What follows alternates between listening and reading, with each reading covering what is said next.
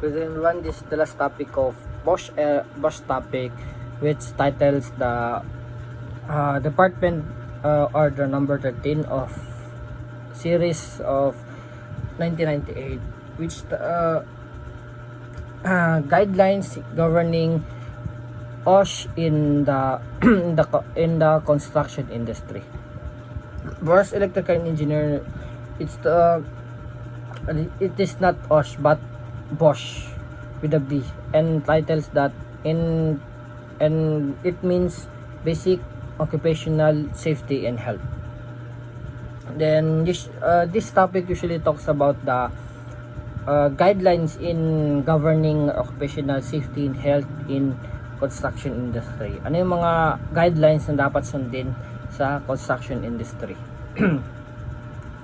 Actually meron silang section 1 the definition of terms, section 2 jurisdiction, at marami silang sections, pero ipapaliitin ko lang para maintindihan nga. Merong 25 terms as used in guidelines were defined in order to clarify their meaning and to distinguish them from similar terms as defined in other insurance issuance. Merong 25 terms na sinusunod or ginagamit as guidelines para i-define yung mga at i-classify in order yung mga meaning ng bawat isa ng 25 at distinguish them ano yung pagkakaiba niya or similar terms niya doon sa pagkakasimilar or distinguish or similarities niya doon sa mga terms na kapareho niya ng meaning or ano talaga yung pinaka main point ng meaning niya. Then yung mga in section that is the section. And then section 2 is jurisdiction. Dole by virtue of Labor Code of the Philippines as authority issued appropriate laws. Meron yung Dole may binigay silang rules, may binigay silang law or nagpo-provide sila ng law na dapat sundin ng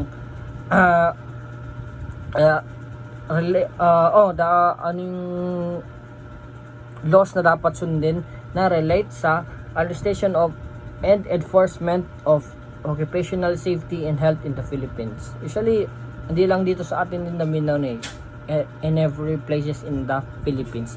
Usually, yun nga, dito pa lang kung alam na natin or pinag-aaralan natin itong guidelines, kahit pumunta tayo ng ibang bansa, meron nila sariling guidelines about this type of topic, which is the basic occupational safety and health. Usually naka-broad to sa mas broad to sa ating mga civil engineers, kasi sila yung usually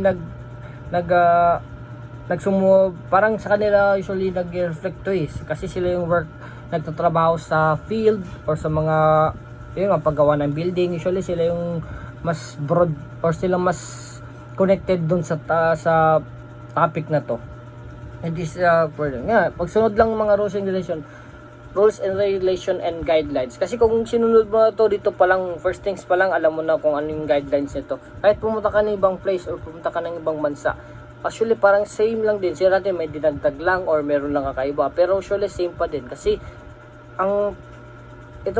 kaya nga merong safety and may rules and regulation and guidelines para mabigyan ng safety o safety measures yung ating mga workers, yung mga nagtatrabaho sa site, or kahit yung mga engineers natin, binibigyan ng safety at merong guidelines na dapat sundin ng lahat ng lahat, not only to the workers but to the engineers.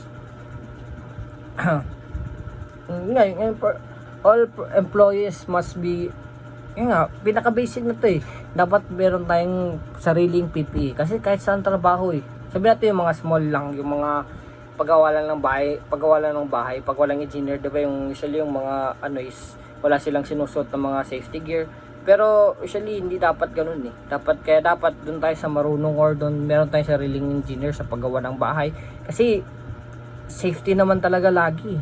Sabi natin magaling yung mga gumagawa ng bahay, pero isipin natin lagi yung safety ng ating mga workers, kasi not only they do their job but only and we pay them, but also sila yung kaya nila ginawa ng kaya nila binibigyan nila yung best nila sa paggawa ng bahay natin para maging safe tayo at meron tayong matirahan na safe sa isang place. Kaya dapat isipin natin din yung mga safety nila. Yun nga, kahit sa pagsuot na ng PPE or yung mga tools na gagamitin nila, yung mga kung ano-ano pa, yung mga pagkain or whatsoever na pinoprovide natin, dapat inisip din natin yung mga safety nila. Then yung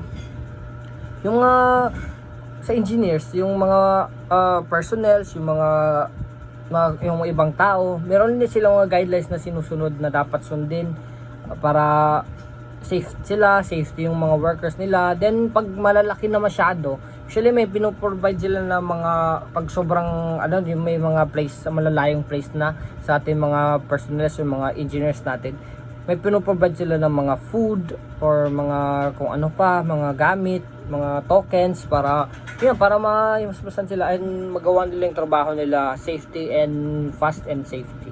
And madali matapos. Then syempre pag gumagawa ng mga malalaking work, ready ba yung mga malapit ba to sa mali ako doon sa part na yun. Madadali ba matawagan ng mga ambulance kung may madiscrash sakali or mga injuries? Meron ba tayong mga first aid kit sa ating presented in the site? Yung mga ganun. Usually, itong guidance ito is talk about the safety pa rin lagi. Kasi kahit yung mga previous topic ko, yung mga nireport ko nung last, ang pinakalagi kong sinasabi is safety first. Kasi kahit saan naman, kahit itong mga guidance na to, hindi lang naman to para sundin, para maging strict, hindi. Para ma-make sure yung ating safety ng mga workers, personals, and everyone presented in the work. At kahit yung mga engineer, sinusunod din itong mga guidance na to. I think that's everything. Thank you.